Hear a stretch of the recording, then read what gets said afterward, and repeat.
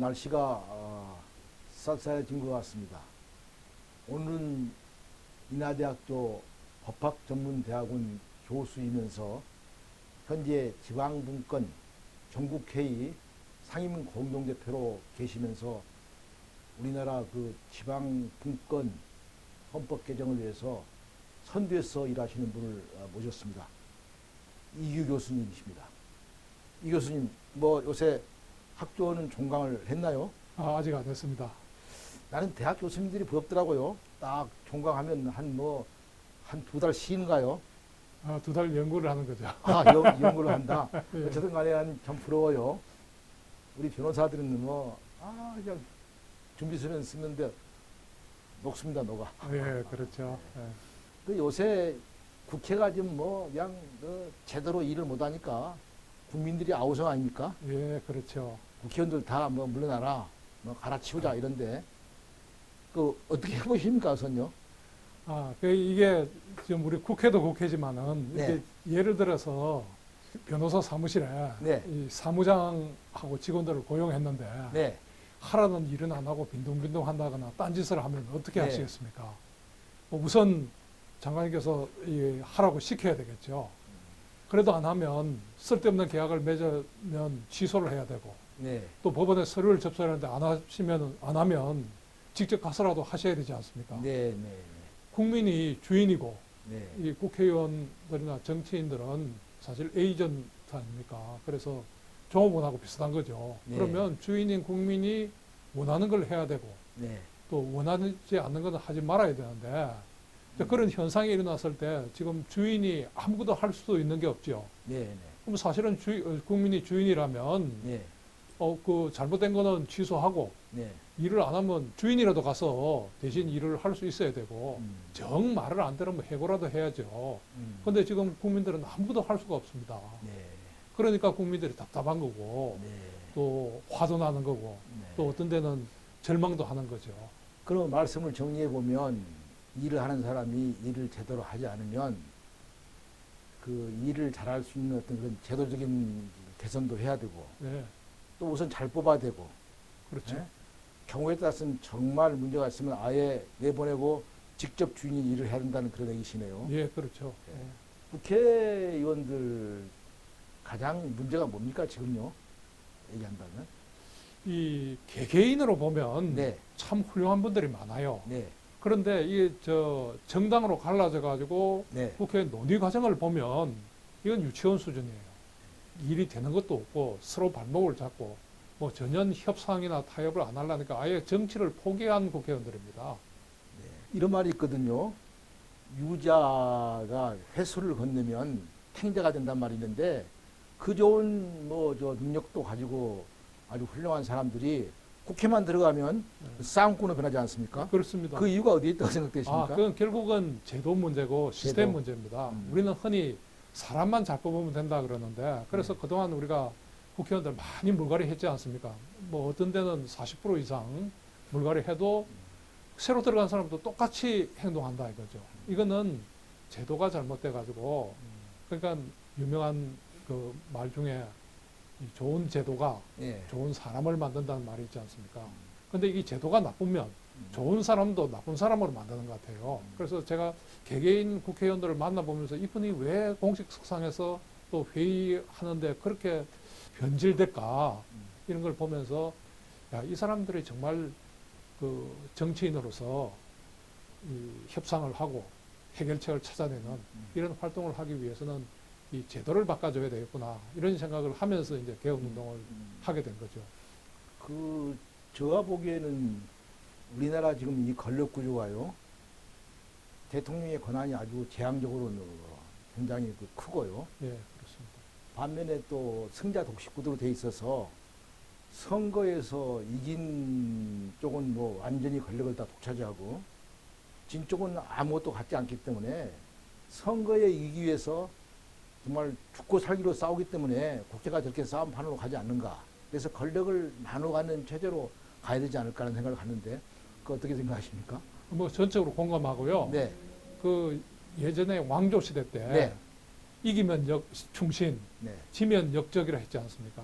근데 그 민주주의 국가에는 그렇게 되면 안 되는 거거든요. 네. 그런데 지금도 여전히 그게 통하고 있습니다. 네. 그래서 장관님 말씀하신 대로 지면 모든 걸 다 잃어버리고 그럼 다음 선거에 이기기 위해서 성자가 일을 못하도록 발목을 잡고 그다음에 성자는 다음에 또 당선되기 위해 또 집권하기 위해서 이 패자가 다시는 일어서지 못하도록 자꾸 짓밟는 거죠. 이러니까 정치가 파괴되는 거죠. 만일에 이제 국회 뭐 제도가 문제다라고 이제 한다면 그 우리 이규 교수님께서 정말 그 많은 연구를 하신 그 국회의 어떤 그 제도를 바꾸는 문제, 네. 바꾸에 의하면 국민의 대변자라고 하는 국회가 국민의 대변을 못할 때는 현재 뭐 대의제 민주주의를 갖다가 좀 바꿔서 뭐 직접 민주주의로 가야 된다 이런 말도 있는데 그 점에 대해서 한번 대의제 민주주의와 직접 민주주의의 관계라든지 직접 민주주의를 할 때는 어떤 제도가 있는지 한번 말씀해 주시겠어요? 예, 그 우리가 직접 민주주의라는 게 이제 국민이 네, 국가의 그 정책이나 안건을 직접 결정하는 뭐 최종적으로 결정하는 그런 제도라고 볼 수 있죠. 네, 그런데 많은 분들이 직접 민주주의 한다 그러면 대의민주주의가 파괴되는 것 아니냐 네, 이런 말들을 많이 하는데 그거는 그 겉만 보고 네, 실제로 그 대의제도의 목적이나 그 내용을 이 충분히 고려하지 못한 생각이라고 보고요. 이 대의제도의 목적이 국민의 뜻을 충실히 반영해서 네. 국민의 뜻에 따라 결정하는 데 있습니다. 네, 그렇다면 국회가 국민의 뜻에 어긋날 때는 네, 국민이 직접 결정해서 국회의 결정과 국민의 의사를 일치시키는 거죠. 그렇게 본다면 대의제도가 작동을 못할 때 또 이 잘못 작동할 때 그걸 바로잡는다는 의미에서는 이 직접 민주주의가 대의 민주주의를 그 보강하고 또 강화시킨다 이렇게 볼 수도 있습니다. 그 지금 직접 민주주의를 우리가 좀 이렇게 도입을 더 강화시켜서 대의제 민주주의의 좀 그 한계를 극복하고 보완하자는 그런 말씀이 계시는데 구체적으로 지금 그 직접 민주주의를 강화할 때 어떤 제도가 보통 얘기됩니까? 이제 뭐 한 세 가지 정도가 네. 이제 거론이 되는데요. 네, 우선 국회가 해야 네. 될 일을 안 할 때 네, 이제는 국민들이 직접 안건을 발의해서 결정함으로써 네, 이제 이 국회의 부작위를 네, 이제 그 바로잡는 이제 그런 거고요. 그다음에 두 번째 국회가 하지 말아야 될 법률을 만들다거나 결정을 하는 경우에 이런 경우에 국민들이 이제 그것을 최종적으로 다시 한번 결정하는 거죠. 네, 네, 그래서 뭐 어떤 면에서는 국회가 결정한 것을 거부할 수 있는 네, 이런 이제 것을 국민 투표라고 네, 이제 얘기하고 세 번째는 도저히 저분은 국회의원으로서 자격이 없다, 능력도 없다, 뭐 이렇게 인정될 때는 임기 전이라도 그 직위에서 물러나게 하는 이제 국민 소환 제도가 있죠. 다시 정리해 보면 그러니까 첫째는 국회가 일을 안 하면은 예, 대신 국민이 뭐 헌법안도 발의할 수 있고 예. 또 법안도 발의할 수 있는 그런 국민 발안, 예. 발안제가 있다는 걸 말씀하셨고 두 번째는 일단 국회가 한 그 뭐 결정들이 문제가 있을 때는 그걸 비토하고 예, 거절할 수 있는 그런 국민 투표제를 말씀하셨고 세 번째는 정말 문제가 있으면 아예 국회의원들을 소환해서 추방하는 제도가 있다는 말씀을 하시는 것이네요. 예, 예. 네. 이렇게 보시면 됩니다. 네. 이게 지금 우리나라에 어디 가서 이제 강연을 하면서 네. 여러분들 그 공공기관 중에 제일 못 믿는 기관이 어딥니까? 이런 물으면 뭐 이구동성으로 국회라고 얘기합니다. 왜 국회에 대한 불신이 이렇게 쌓이냐면 이제 해야 될 일을 안 하고 안 해야 될 일을 하고 이렇기 때문에 그렇거든요. 근데 이게 이 직접 민주주의를 도입해서 잘 활용하고 있는 스위스 같은 데 보면 국회에 대한 신뢰가 굉장히 높습니다. 예를 들어서 뭐 우리나라 같은 경우는 국회의원이나 국회에 대한 신뢰가 뭐 어떤 여론조사 기관에서 1.8%다 뭐 이렇게 얘기하는 데도 있는데 스위스의 국회에 대한 신뢰는 한 66% 정도 나옵니다. 이런 거 보면 이 마치 우리가 제일 겁나는 차가 브레이크 없는 차지 않습니까? 엔진은 좋은데 브레이크를 안 잡으면 굉장히 위험한 거죠. 국회도 마찬가지로 이게 잘못 나갈 때는 국민이 브레이크 밟아줄 수 있고 그 다음에 이게 도로에서 서버리면 그것도 고속도로에서 서버리면 위험하지 않습니까? 그러면 비상 가속 장치를 만들어 가지고 갈 수 있게 이래 만들어줘야 되는 거예요. 그게 국민 발안제, 국민 투표제입니다. 그 좀 얘기를 바꾸어서 이제 이 헌법 개정과 관계돼서 좀 여쭤보고 싶은데요. 제가 한 3년 동안 헌법 개정 운동을 해왔고 같이 해온 거 아니겠습니까? 예, 예. 그런데 국민들은 굉장히 헌법 개정을 바라고 있고 뭐 해야 된다고 생각을 하면서도 막상 개정이 안 되고 있지 않습니까? 예. 정말 정치권들이 헌법 개정을 바라는지 저는 의심스럽더라고요. 필요할 때 꺼냈다가 필요 없으면 그냥 제껴놓는 거. 그러니까 그렇죠. 헌법 개정은 일종의 이거 독립 변수도 아니고 다분히 종속 변수다 이런 생각이 들거든요. 이제. 맞아요. 예? 그래서 정말 헌법 개정 그 중요한 헌법 개정을 좀 이제 그 국회가 잘할 수 있도록 이렇게 좀 하고 싶은데 그 부분에 관해서는 당장 어떤 제도를 좀 도입해서 할 생각이 계신가요?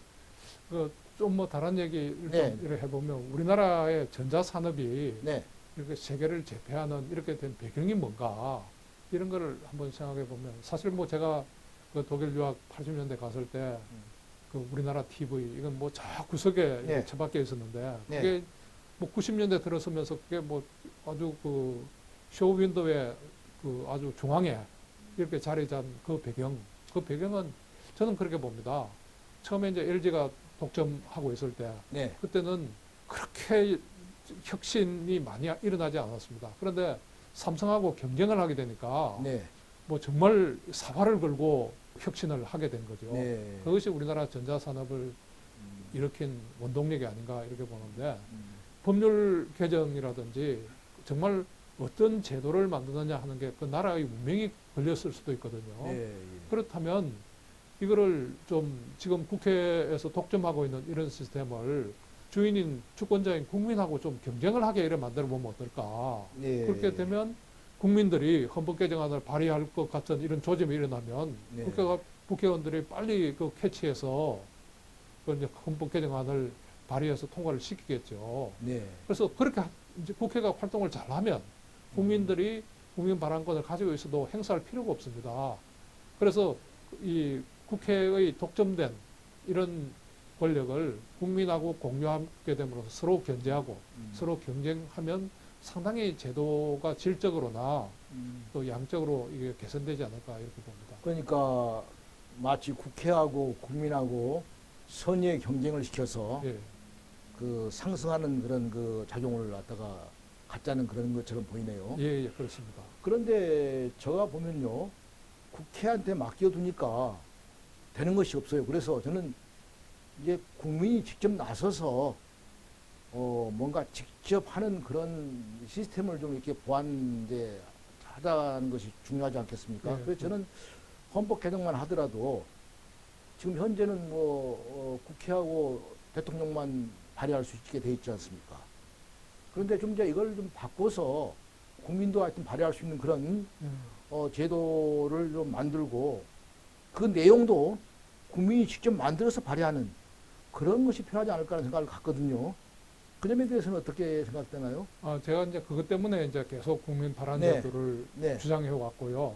또 뭐 책도 쓰고 이렇게 했는데 국민들이 그 일상생활에서 느끼는 네. 그런 생활 문제, 네. 뭐 이런 거를 그 헌법 개정안으로 낼 수 있다면 네. 국민들이 광화문이나 서초동으로 달려갈 필요성이 굉장히 줄어들겠죠. 그래서 정말 이 광장에서 분노를 표출하는 것보다는 뭐 그래도 해결되는 게 없지 않습니까? 그 대신에 정말 국민들이 안건을 내서 우리 사회 문제를 스스로 해결할 수 있다면 뭐 국민들은 주권자로서의 지위를 다시 한번 확인하게 되는 거고 또 자부심과 책임감을 느끼게 되는 거죠. 그래서 저는 이 국민 발언제를 특히 우리나라 같이 이 정치인들이 그 국민의 뜻하고 상반된 뭐 그런 방향으로 가는 나라에서는 반드시 필요하다고 보고요. 특히 이게 아까 그 장관님 말씀하신 성자 독식의 권력 구조 하에서는 국민이 제3의 견제자로서 이 역할을 해야 된다고 봅니다. 많은 사람들이 의외로 국민 발안제가 뭐지? 국민이 뭐 헌법 개정을 발안한다는 말이 무슨 말이지? 이렇게 물어보는 사람이 많거든요. 그래서 한번 우선 헌법 개정과 관계돼서 특히 국민 발의권이라는 것은 뭔지 국민 발언권이라는 것이 뭔지 한번 말씀해 주시겠습니까? 예, 보통은 이제 이 헌법 개정을 할 때 네, 국회의원이나 대통령이 이제 안건을 내서 국회를 통과해서 네, 그다음에 이제 그 국회에서 통과되면 국민투표를 붙이는데요. 네, 이 국회나 대통령이 발의를 하지 않을 때 네. 국민들이 혼자는 안 되고 음, 뭐 예를 들어서 뭐 80만이면 80만, 100만이면 100만 이렇게 서명을 받아서 이제 안건을 발의하는 겁니다. 헌법 개정안을 직접 만들어서 발의를 하고 이제 이것을 뭐 국회에서 심의할 수도 있고 바로 국민투표에 붙일 수도 있고 이렇게 해서 국민들이 직접 헌법 개정안을 통과시키는 겁니다. 그래서 이게 예를 들면 네, 요즘 우리나라에서도 이제 기본소득 네, 뭐 이 문제가 많이 거론되는데 네, 그 이 직접민주주의를 활발하게 그 실시하고 있는 스위스에서는 국민들이 이 헌법 개정안으로 이 기본소득의 도입을 발의를 합니다. 그래서 이것을 치열한 뭐 한 1년 내지 한 2년 정도의 토론을 거쳐 가지고 국민투표에 붙인 겁니다. 그런데 이제 그 경우는 국민들이 뭐 한 77%의 국민들이 아 이거는 그 우리 사회에 맞지 않다. 그래서 거부를 해서 뭐 부결된 그런 적이 있습니다. 제도와 한계에 대해서 우리가 그 좀 더 쉽게 얘기한다면 헌법 개정을 하기 위해서는 누군가가 개정안을 그 발의 내놔야 되지 않겠습니까, 네. 이제. 그러면 이제 그걸 내놓으면 국회에서 의결해서 의결이 되면 다시 국민투표를 이제 붙여서 또 그 국민들의 승인을 받는 것이 지금 절차 아닙니까, 이제 현재. 예, 근데 현재는 그런 절차인데 발의권은 현재는 지금 국회하고 대통령만 가지고 있지 않습니까? 국민은 발의를 할 수가 없고 단지 국민은 청원, 헌법 개정 좀 해주십시오 하는 청원만 할 수 있는 거 아니겠습니까? 예, 예. 근데 최근에 사람들이 이거 우리가 청원만 하니까 안 된단 말이야. 국회도 안 하려고 하고 대통령도 안 하려고 하면 되는 것이 없다 해가지고 아예 과거 유신 전에는 국회하고 국민이 발의를 할 수 있었는데 지금은 국회하고 대통령만 발의할 수 있는데 대통령을 제끼고 직접 국민하고 국회가 발의할 수 있도록 이렇게 발의할 수 있는 그 기관을 국민을 집어넣자는 거 아니겠습니까? 예, 쉽게 그렇죠. 얘기해서. 예, 예. 이게 어느 나라 보면 네네. 이 대통령에게 개헌권을 주면 네. 굉장히 위험해집니다. 그래서 네. 그거를 그 이 국민투표를 말하는 레퍼런담이 아니고 그 플레비시트라 해서 이게 이그 네, 예. 대중영합적인 포퓰리즘으로 갈 가능성이 많기 때문에 권력자에게는 이 발의권을 안 주는 게 맞고요. 그 우리가 제3공화국 헌법 때도 대통령에게는 발의권을 그 전에 있던 걸 없앴습니다. 네. 그리고 이제 국민에게 부여를 했는데 그게 유신헌법 때 사라진 거죠. 네.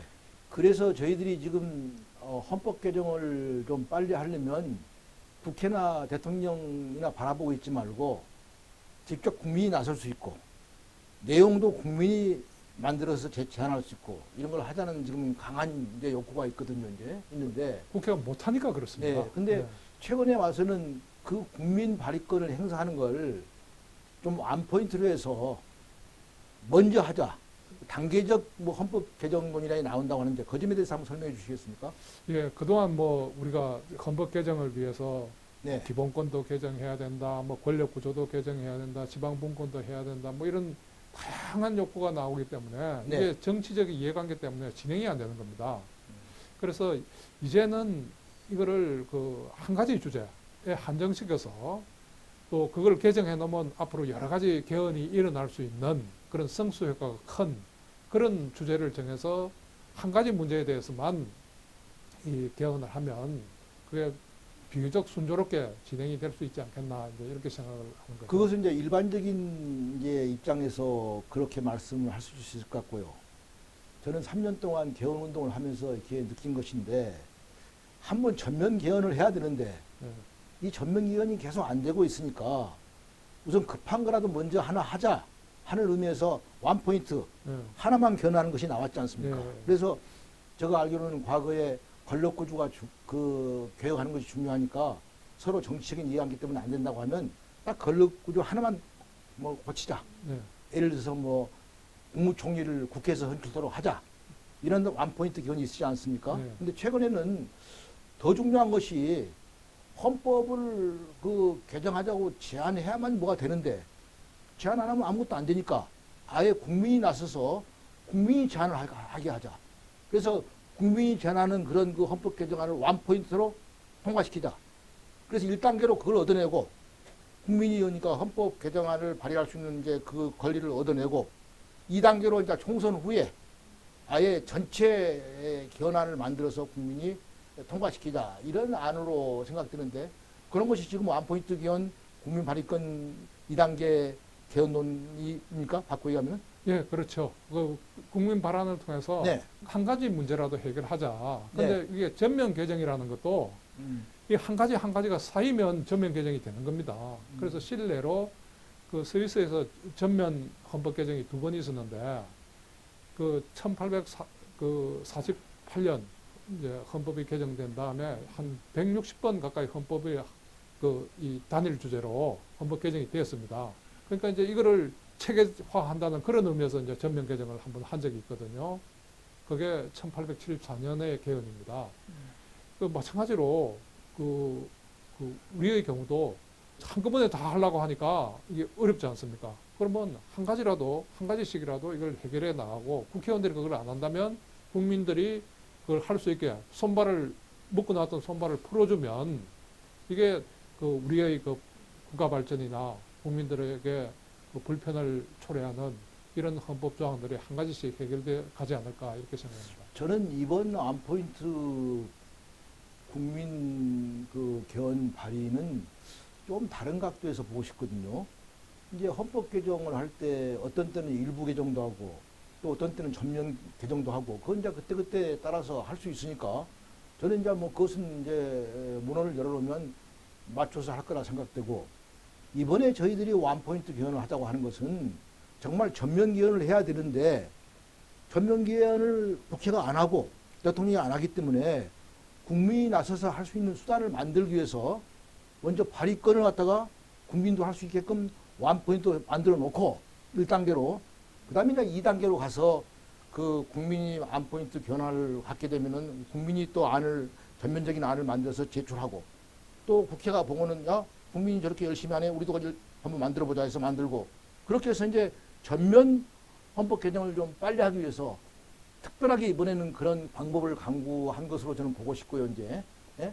앞으로 이제 그렇게 한번 전면 개정된 다음에 지금 말씀하신 것처럼 뭐 그때그때 필요한 문제가 있으면 언제고 부분 개정도 할 수 있지 않겠습니까? 그건 네, 그렇죠. 다음 문제라 보는데 네. 그래서 이번에 20대 국회에서 좀 그 원포인트 국민 발의 개헌안이 통과되면 나는 21대에 가서 그 골든타임 그러니까 21대 총선에서 대통령 선거 때까지 한 2년 동안 골든타임인데 그때 뭔가 헌법 개정을 제대로 할 수 있을까 하는 생각이 들거든요, 이제.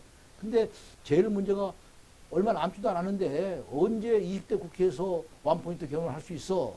그건 이상이야 이렇게 말하는 사람들이 있는데 그 점에 대해서는 어떻게 생각하십니까? 예, 뭐 시간은 충분하다고 봅니다. 네, 그래서 네. 이게 사실 우리 헌법 절차에 의하면 이번에는 이제 국민들이 발언할 수 없으니까 네. 국회의원들이 발언해야 네, 되는데 네. 국회의원들이 발의해서 이거를 그 국민투표까지 하는데 뭐 한 40일도 안 걸립니다. 40일. 가장 짧게 잡으면요. 네. 그래서 조금 여유 있게 지금 아직까지 뭐 그 내년 총선이 4월 15일이니까 네. 아직까지 뭐 몇 달 남았지 않습니까? 그러면 마음만 먹으면 뭐 충분히 가능하다고 보고요. 또 중요한 거는 정말 이번 국회가 이대로 끝나면 그 소위 말하는 아무것도 한 일이 없는 무의도식한 네. 국회로 끝나고 또 더 중요한 게 각 정당에서 20대 국회 안에 그 헌법을 개정했다고 다 약속을 했습니다. 그러니까 만약에 이게 그 아무런 개헌 조치 없이 끝난다면 정말 이 국민들의 신뢰를 또 국민들에게 한 약속을 저버린 믿을 수 없는 정당 또 국회 이렇게 되어버리는 거죠. 그렇기 때문에 한 가지라도 하고 또 그 한 가지가 앞으로의 개헌이라든지 뭐 법률 제정이라든지 이런 물꼬를 트는 그런 개헌이 되어야 된다는 거죠. 근데 지금 말씀하신 것처럼 20대 국회에서 그 원포인트 개헌을 하기 위해서 시간이 저는 뭐 이제 선거법이 좀 잘 통과되고요. 12월 중순부터 해서 한 2달 동안 정도 그 원포인트 개헌을 할 수 있는 그런 시기가 있다고 저는 이제 생각되거든요. 그래서 열심히 해야 되는데 제일 걱정되는 것이 국회의원들이 이제 일일이 나서가지고 우선 그 150명이 발의를 하고 안포인트 개헌에 대해서도요. 예, 예. 다시금 이제 또 의결도 해야 할 텐데 곧 공천도 있고 하기 때문에 국회의원들이 그걸 원하면서도 지도부 눈치 보고 안 하고 있을 수가 있거든요. 그래서 이걸 어떻게 우리가 극복하느냐. 이게 국회의원들이 지도부 눈치 좀 보지 말고 정말 국민을 위해서 뭐 정치가가 다음 세대를 생각하고 정략가는 다음 선거를 생각한다고 하는 말이 있는데 정략가가 되지 말고 정말 정치가로서 다음 세대를 생각하는 그런 마음으로 좀 나서줘야 될 것 같은데 그 점에 대해서는 어떻게 전망하십니까? 예, 아마 지금 정치인들, 그 국회의원들은 네, 다 마음이 네. 내년 총선에 가 있을 겁니다. 네, 네, 네. 그래서 결국은 유권자들이 나설 수밖에 없습니다. 네, 네. 그래서 연동형 비례대표제를 도입한다고 하는데 네, 그 정당 후보자 공천 과정 이거 완전히 지금 깜깜입니다. 네, 그래서 국회에서 정말 훌륭한 후보자를 공천한다는 이제 그런 걸 보여줘야 되는데 특히 바로 이 문제입니다. 국민을 상전으로 모시지 않는 그런 국회는 다음 선거에서 유권자들이 용서하지 않겠다. 그래서 이번 추진되고 있는 이게 국민 발안 개헌입니다. 그러면 이걸 그 발안제를 한다는 건 국민을 주인의 자리에 되돌려 놓겠다는 거거든요. 그렇다면 만약에 이것을 반대하는 국회의원이 있다고 하면 그거는 반주권적인, 반국민적인 그런 국회의원이죠. 이런 사람은 다음 선거에서 당연히 떨어뜨려야죠. 그래서 뭐 이게 국민 지역구에서 주민들이 정말 이거라도 우리 해달라 이런 요청을 하고 그게 안 되면 내년에 당연히 그 국민을 또 주권자를 무시하는 이런 국민을 떨어뜨리는 뭐 그런 낙선하고 연결된다면 상당히 국회의원들이 이 정신을 차리지 않을까 이렇게 생각합니다. 저도 아주 크게 동감한데요. 지금 국회의원들이 정말 옳다고 보는데도 불구하고 지도부의 어떤 입장을 거슬려서 행동했다가 공천을 못 받으면 어떻게 하냐 이런 어떤 그 우려도 갖고 있는 것처럼 보이기 때문에 이제 그게 문제인데요. 저는 그래서 그 과거에 낙선운동 뭐 당선운동 그런 거 있었지 않았습니까? 예, 예. 근데 이번에 그 우리가 딱 그 의원들한테 이렇게 물어서 정말로 그 150명이 우선 뭉치면은 발의할 수 있고 200명 뭉치면 통과되거든요. 그렇죠. 그래서 예. 국회의원들한테 물어서 정말 이번에 하겠습니다 하고 나서는 사람들은 정말 신문에 이런 데 공개해가지고 이런 사람들이 국민을 위해서 진짜 의원들입니다. 이런 사람들은 국회에 나가서 다시 계속 일해야 됩니다 하고 우리가 당선운동을 해줄 수 있다고 생각합니다. 저는. 그것도 좋은 방법이에요. 그리고요, 예. 제가 선관위에 가서 여쭤봤어요.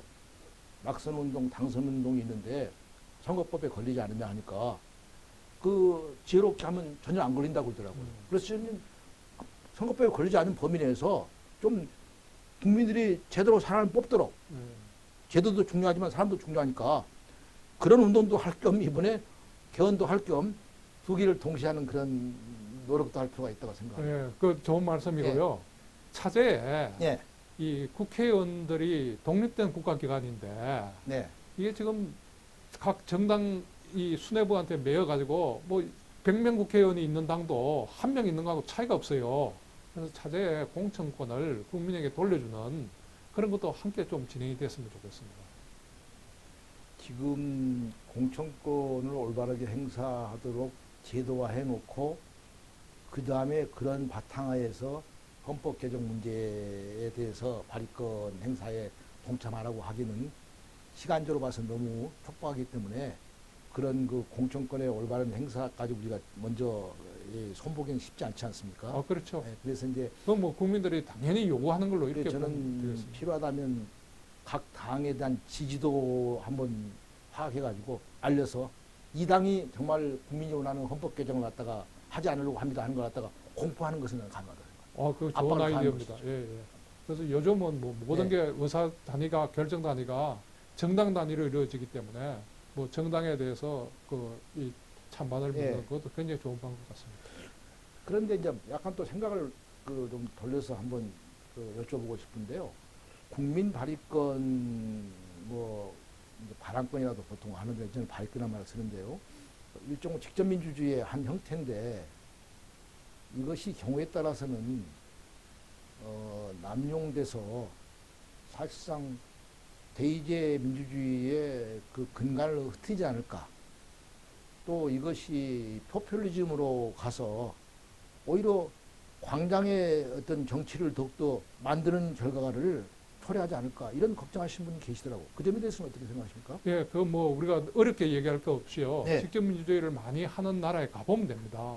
그래서 어느 나라에서 정말 이렇게 100만 인파가 모여서 매주 이렇게 하는 나라는 없거든요. 네.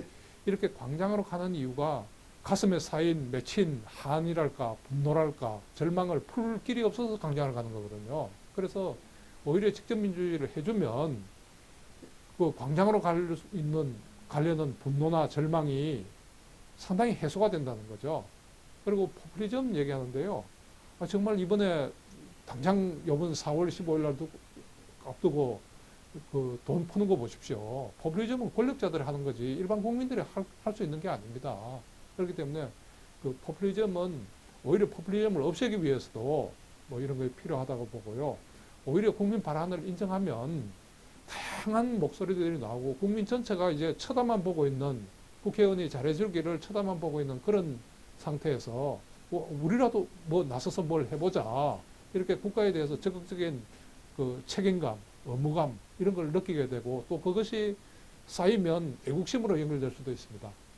저도 동감인데요. 그 국민 발언권을 준다는 것은 제가 볼 때 정말 주권자로서 국민을 정말 계도시키는 기회도 되지 않을까. 사실 국민들이 헌법에 관심도 없고 잘 모릅니다. 네. 그런데 이렇게 국민이 헌법을 개정하도록 발의할 수 있는 제도가 만들어지고 그것이 사회적으로 이슈가 되면 거기에 관심 가지고 자꾸만 이렇게 우리가 서로 간에 얘기하다 보면 국민이 정말 주권자로서의 뭐 능력 또는 관심도가 높아지지 않겠습니까? 예, 그렇습니다. 그런 의미에서도 정말 국민 그 조건을 위한 그 발의제는 필요하다고 생각을 저는 합니다. 그래서 이 국민투표를 자주 하고 국민 네. 발언을 자주 하는 그런 나라에서는 이 정상적으로 그 이 국민투표에 참여하고 국민 발언에 참여하면 나이 한 40이 되면 웬만한 나라의 그 삼선 국회의원만큼 정치 네. 식견이 쌓인다는 겁니다. 그리고 포퓰리즘도 저는 막을 수 있다고 생각하는데요. 어떤 사람들은 국민한테 맡겨서 저렇게 안을 만들라고 하면 우선 만들어질까 또 만들면 일방적으로 만들어지지 않을까 하는데 우리가 역사에서 보지만 일단 올라가도 국민이 비토를 하더라고요. 국민이 네, 만든 안을 맞습니다. 국민이 맞습니다. 비토하고 네. 아까 말씀했지만 스위스에서는 1인당 뭐 고정적으로 누구한테나 월 얼마씩 수입을 주자는 그런 안이 나갔지 거의 않습니까? 300만 원 주겠다 예. 했죠. 예. 근데 그것이 국민이 볼 때는 다 하고 하자고 할 것 같은데 한 몇 년 동안 그 공들여서 만든 그 안이 올라갔는데 국민들이 비토했지 않습니까? 네, 토론을 해보니까 네, 네. 아직까지는 아닌 것 같다 네, 네, 이렇게 네. 한 거죠. 예. 난 그런 걸 보면 국민은 상당히 지혜롭고 그렇게 국민이 엉뚱한 거 누가 뭐 주장한다고 해서 그게 되지 않는다고 보기 때문에 나는 오히려 이것이 국민들을 교화시키고 정말 국민이 진정한 참여의 길을 여는 방법이라고 저는 생각을 합니다.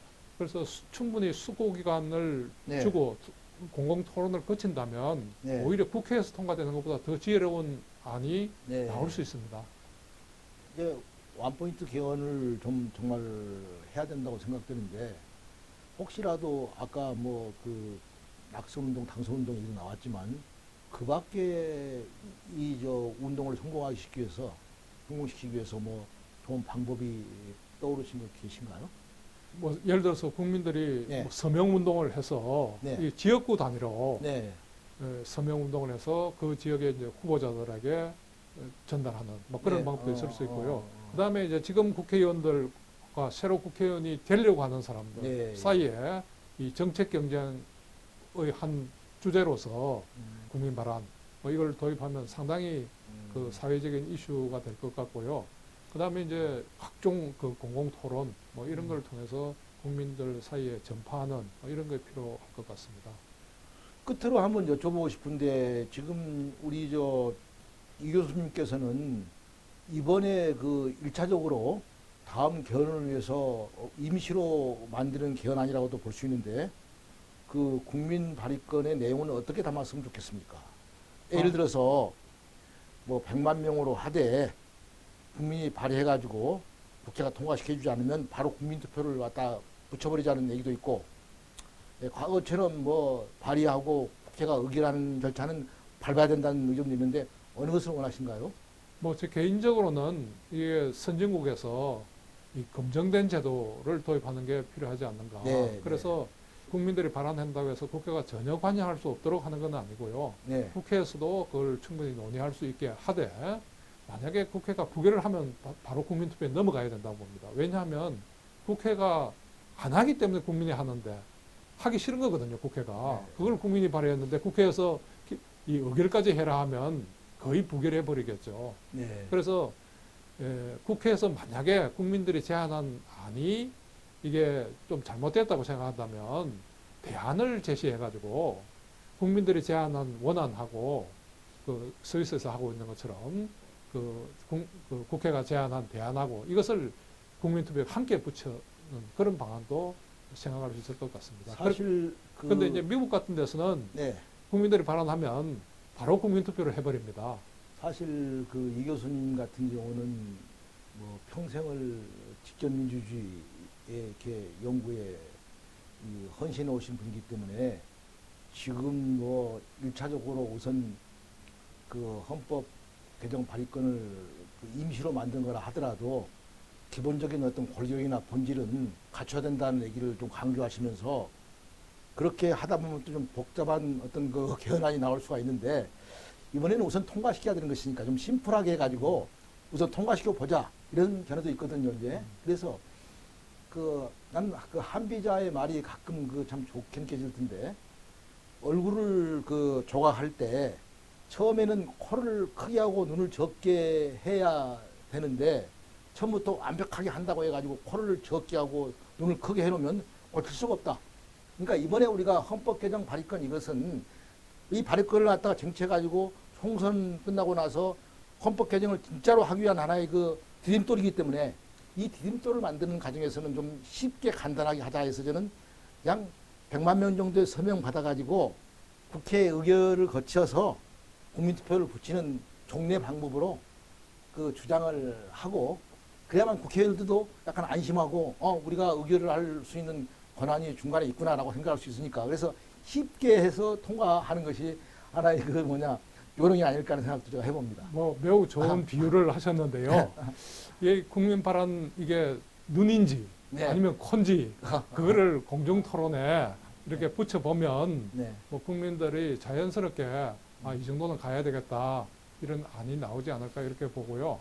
이게 또 처음 이게 임시적으로 도입하는데 저는 그렇게 보지 않습니다. 원 포인트라도 이거는 정말 우리 헌법을 바꾸는 제대로 된 헌법안이 돼야 된다. 그래서 뭐 이게 임시니까 뭐 대충 만들어야 된다 이게 아니고 한 가지라도 그 원 포인트만큼 웬만큼 그 질적 수준은 보장돼야 된다 이렇게 봅니다. 이 교수님의 그 우려도 감안해서 앞으로 이 원포인트 헌법 개정 운동을 갖다가 펴기 위한 그 절차적인 방법으로서 한 20곳 이상의 시민단체가 모여서 심도 있게 논의한 다음에 우리가 국회에 원포인트 개헌을 해주시오 하고 내는 안에 대해서 한번 논의를 우리가 하기로 했지 않습니까? 예, 그래서 그렇죠. 그 논의를 예. 거쳐서 예.